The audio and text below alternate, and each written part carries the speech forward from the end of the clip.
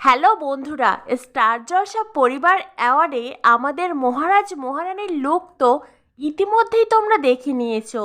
তবে মহারাজ মহারানীর আরও কিছু ছবি এলো প্রকাশ্যে। উজ্জ্বল নক্ষত্রের মতন সারা স্টেজ জুড়ে জ্বলজ্বল করছে যেন সোনাতীক। বেশ অনেক দিন পরে মহারাজ মহারানীকে এতটা কাছাকাছি পাশাপাশি দেখে খুশি হয়েছে সোনাতীক ফ্যান্সরা।